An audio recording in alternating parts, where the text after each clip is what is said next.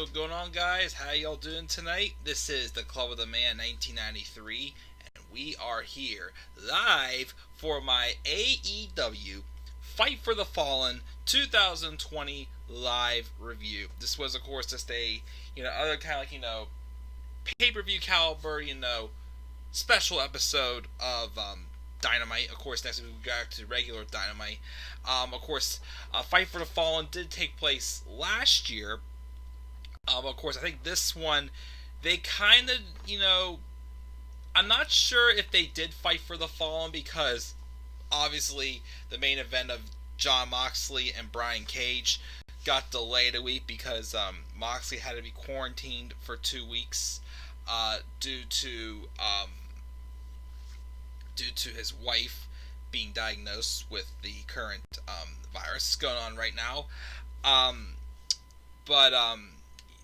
So I'm not sure if that was the case why they had to Fight for the Fallen or not, but either way, they had it.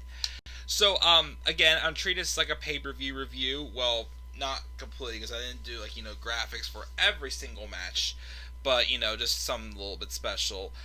But of course, for Extreme Rules this Sunday when I do that review, and when I do my preview predictions, there will be the special graphics for that for sure.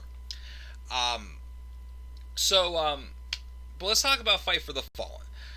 Overall, I thought it was good. There were a couple matches I'm like, meh. Like, for a show that's meant to be treated like a pay-per-view that, obviously I didn't expect it to hit it out of the ballpark, as good as, Revolution or Double or Nothing did or anything like that. But I still thought it was a good show. Still a couple little things I'll nitpick about it, but I still thought it was good. We had some interesting things happen on this show for sure. I will say that happened. Especially that teasing heel turn that they did with Kenny Omega. That was awesome. And of course, I also really enjoyed Jericho's segment with Orange Cassidy as well, which we'll talk about that as well. So we'll get rolling right into it. Let me see here. You just experience some buffering. Apparently there was some buffering with my streaming. Hopefully that is fine though. Anyways, we'll continue moving forward as we will talk about the show. So we opened up with a TNT Championship match. Cody Rhodes taking on Sonny Kiss. Match wasn't super duper long, but it was good. Split leg drop missing. Sonny hits a crossroads on Cody Rhodes as well for a 2 count, of course. We had a 450 splash, which Cody kicked out of as well. There was a botch with like a slingshot that Cody hit. But of course, a lot of people are starting to wonder, based off of how his past couple matches were, starting to wonder if maybe Cody's the story here is that Cody constantly defending the TNT title is starting to get to him a little bit, maybe, is what a lot of people on Twitter, of course, were saying that they think is going on. So they're trying to excuse that botched slingshot, pretty much, because we don't see too many botches in AEW. Like I said, maybe it could have been a storyline thing, as some people mentioned on Twitter. Cody would eventually go on to retain the championship, and of course afterwards he, raised the arm of Sonny Kiss to honor her as well. But not a bad match for Cody to retain the AEW TNT Championship, and we'll see who he fights next for it. Or again, if they're going to continue a story of Cody, obviously, having to get too much to him, maybe it could weigh in on him, could lead to a heel turn, maybe. Who knows? But we'll see. Because I even thought the ending to the match he had with Hager on, I believe it was night 1 of the TNT Championship Tournament, night 1, of Fyter Fest.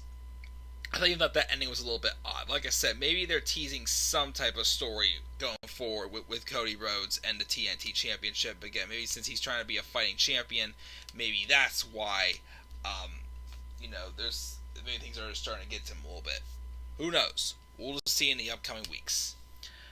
We then had a match. It was FTR's Cash Wheeler and Dax Harwood taking on Lucha Bros, Pentagon Jr. and Ray Phoenix. I like this match. I don't know. I expected a little bit better though. I feel like we got a solid Dynamite match rather than like a pay-per-view caliber level match that I know these two could put on. Especially from their performances in that 8-man tag match last week whenever FTR teamed with the Young Bucks and the Lucha Bros teamed with the Butcher and the Blade. Which again, I was interested in the fact that seeing that the Lucha Bros won last week. But as I keep saying, I kind of didn't like how FTR, like, okay, good game. They didn't really tease much tension at all between them and the Young Bucks. I just felt like there was something missing from that ending from last week's match. And this match as well, I don't know if I just set my expectations a little high for it, because they're definitely two of the best tag teams right now, for sure, in the business. Or if, they just didn't, treat it as those one of the more important matches on the show. Because the match did start off a little bit rough, but eventually picked up. We had an ode to the Bulldog, that Pentagon was able to break up the pin, a suicide tornado DDT, a springboard splash, but back inside the ring, there was a crescent kick. Harwood ducks a second crescent kick, thinks fast, and then yanks Ray Phoenix's mask, and they hit the inside cradle on Ray Phoenix, and FTR gets the victory. So again, I don't know if that's going to set up FTR at all for a tag title shot, maybe? Who knows? Oh, well, they maybe tease something else, of course, with the tag champions. We'll get to that momentarily. Again, I just kind of a little confused now after that ending and how this match went. Where are they going to go now with FTR and the Young Bucks? I still think they need to do that match at All Out. There doesn't have to be any tag titles on the line. They don't have to take the titles off of Omega and Page if they don't want to yet. But I'm interested to see what they do with the tag titles, and of course also how they get to FTR and the Young Bucks right now. Because again, we all want that match, and again, keep it for All Out. Maybe we can get a crowd for that by then. Who knows? Or at least a partial crowd with actual fans instead of just again just the AEW crowds with the superstars and whatnot have done a good job, but so we get a bigger audience in front of them. We'll have to wait and see. But we had that. But after the match, Butcher and the Blade then come out and they start arguing with FTR. And the Young Bucks sneak up and lay them out with super kicks. They got the keys to the truck, and Kenny comes from the back with a cooler in hand, and the Elite gets in the ring, and Max gives Dax the truck keys, and then Omega pulls out beers for them all to share to make amends for the prior actions. But then FTR then dumps the beer on Kenny's head, and then the Bucks have to hold him back, which again will be interesting for sure to talk about later as well. When we get to the Elite's match they had on this show and the actions of Kenny Omega. What's up, Tyler? He's playing SmackDown vs. Raw 2007. Nice. Please let this virus die next month. I wish. I don't think it's going to go away as quickly as we hoped. And the ending to the main event was weird. We will talk about that. So then, out came Chris Jericho. It says how last week he had one of the best matches in AEW history against Orange Cassidy. I still would say, again, I still expected a little bit more from the match, and again, I still felt that Orange Cassidy should have won. But what's more is that he won the ratings war like he does every week. Claims he's never even been beaten in a 18-49 demo. He's going to go on to brag how everybody told him he elevated Orange Cassidy, and everyone and their cousin wants a rematch. He pulls the crowd before he's basically he's going to do it, but then he says, "Nope, I'm not giving him a rematch because Orange had his chance and he wasn't good enough." Orange took Perry took Jericho to the edge. He did a great job, but he's not scared of him. But of course, the crowd started chanting at Jericho that he's afraid of him because once again, AEW crowds actually just know how to play well with them and they're not freaking micromanaged. But he's not going to give him the rematch. And then they pour out orange juice he had in his hand to represent Orange Cassidy's dead career, as he said. But then out came Orange Cassidy. Jericho's like, you know what? I get it. You want to hear it face to face. So I'll tell you what you really think. You showed the world what you can really go. But you're lazy. You have a bad attitude. You're a sloth. You're entitled. And you'll say one more time, there will not be a rematch. So take off those sunglasses, fold them, shove them up your ass, and get the hell out of here. And then Jericho calls him a piece of shit, but then Orange Cassidy, just from the crowd, gives him a lazy thumbs up, and then a thumbs down. And as he gave him a thumbs down, from the ceiling came orange juice, raining on top of Jericho, and the rest of the inner circle that was there, which, by the way, it was Santana, Ortiz, and Jake Hager.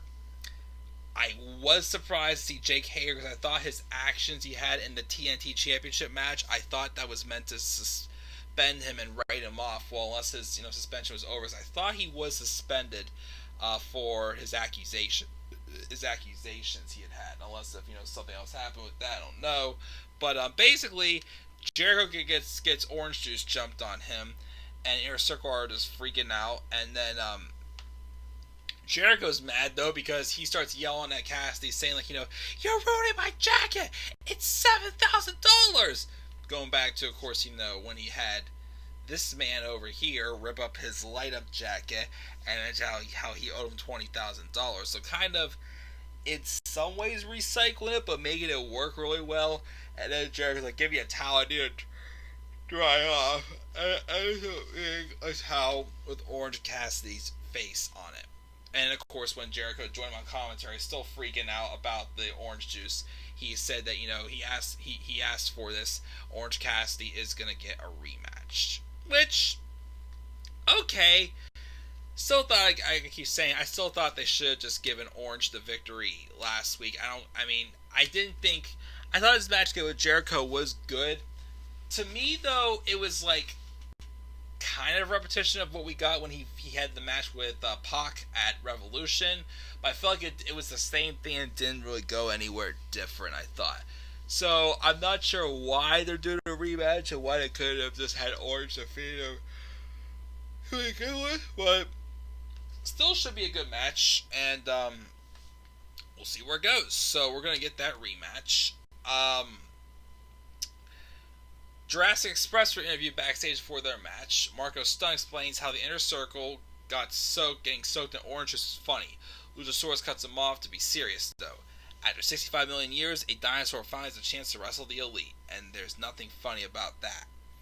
Then we had a really good match. Maybe the best match of the night, I thought, between Jurassic Express's Jungle Boy Jack Perry, Luchasaurus, and Marco Stunt taking on the Elites, Kenny Omega, one half of the AEW World Tag Team Champions, and the Young Bucks, Matt and Nick Jackson. Again, I thought this was a really, really great match. Again, this was like kind of on the level of what I was hoping to see from Lucha Bros and FTR. But I think this gave, again, Jurassic Express, especially Luchasaurus, of course, I think have a ton of potential. I like what they did in the end with MJF and Jungle Boy. I think, they made, even though Jungle Boy lost one-on-one to MJF, but of course they pinned them last week when they pinned Wardlow. I think they definitely benefited making Jurassic Express look strong. And of course, the Elite put them over really good. So like I said, with them catching fire, maybe Jurassic Express could be, fighting for a tag title shot. We'll see. Because, interesting enough, after the match, because the Elite eventually did win Marco Stunt, of course, hit a springboard flip pile driver. And of course, Omega broke it up in a dragon suplex. And then with the one-winged angel from Kenny Omega, he pins Marco Stunt. After the match, though, here's where things got interesting. Kenny Omega did a weird-looking gesture towards the camera, and then he unloaded on a couple forearms on Marco Stunt before Matt and Nick Jackson pulled him off and bickered among themselves as Kenny Omega teased a heel turn, which definitely kind of really caught my attention. I did not expect that.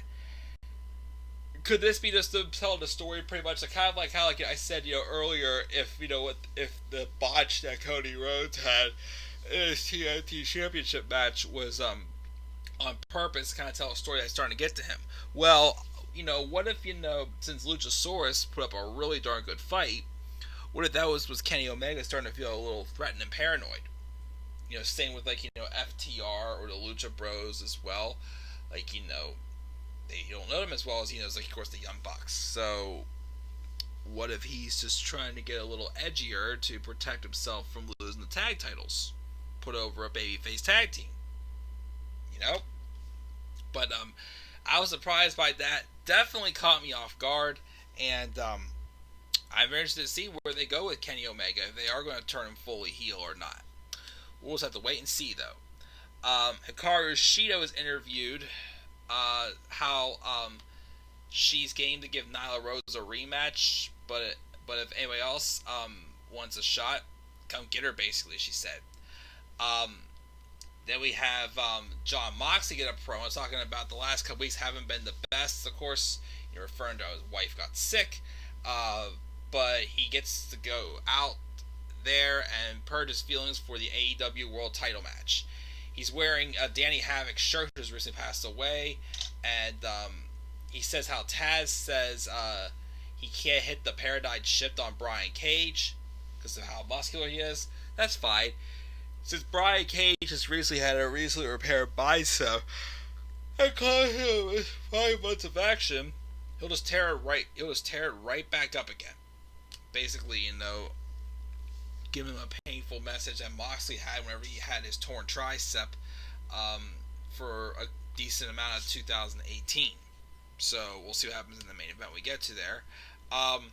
We had a squash women's tag match. The Nightmare Sisters call themselves now, Allie and Brandy Rose, which, by the way, since of course they're part of the Nightmare Collective, or I guess called now, QT Marshall was diagnosed with the virus, so prayers for him for sure. But Dustin was out ringside for Brandy and Allie. They took on Kenzie Page and MJ Jenkins, who was actually in the WWE Mae Young Classic, the second Mae Young Classic. So it felt good to see MJ. Quick match. Nightmare Sisters win by pinfall with an inverted headlock elbow from Maddie onto MJ Jenkins, and of course, Dustin Rhodes raises Brandy's arm, but first he doesn't raise Allie's because of course he thinks that Allie is a distraction for QT Marshall. There's kind of a thing going on between them right now, so we'll see where that goes. Again, kind of random, but again, we'll see. Speaking of women, Nyla Rose came out for an in-ring interview. Asked, of course, about who her manager is she hired. But she says, I ain't telling. But you're going to let them say it for themselves. And there were rumors, people were speculating it, and it came true. Her manager is none other than, excuse me, Vicky Guerrero, who had been teasing, some appearances on AEW here and there, in the background and whatnot. And she's officially in the company now as Nyla Rose's manager. She refused to tell anything about her strategies, but they're ready to go, and she's basically going to get Nyla. Don't compare her to Nia Jax. Nyla Rose is much better than Nia Jax. Basically, she said we're going to work on getting that title back for Nyla. So we'll see where it goes. I'm interested to see for sure what happens with Vicky with her in AEW. And then we had the main event, Jon Moxley and Brian Cage for the world title. Good match. again, this was still, again, Brian Cage is still, kind of, getting used to him, but, it definitely showed some good potential for sure, and of course, put the fact that Brian Cage is the machine. He has very, rare type of strength and whatnot, bodybuilding. So of course, Moxley did hit his paradigm shift at one point, but couldn't put away Brian Cage. We had some German suplexes. We had a Cage doing a suplex of Moxley on top of a folding chair, which that was a nice one. A snap scoop power slam, and then a diving moonsault. There was some suplexes and buckle bombs in there, so pretty good hard hitting match. But whenever, of course, the paradigm shift didn't work, Moxley was going over some submissions trying to get Cage to tap out, and he had targeted the recently repaired bicep.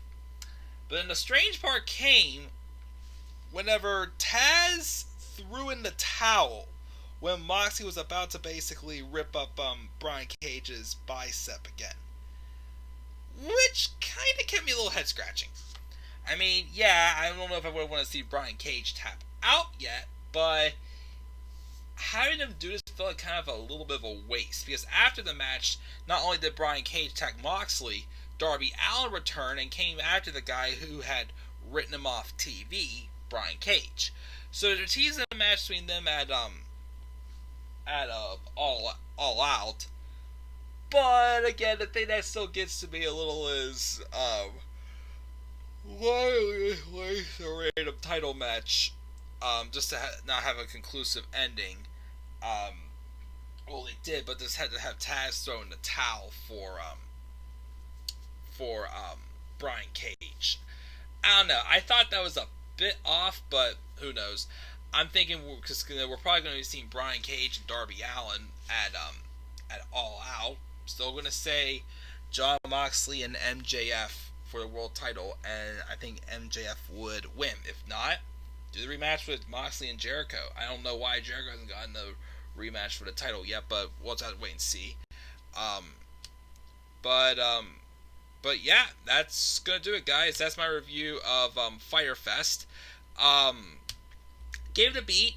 Again, some little nitpicks in it, but I still thought it was a good show.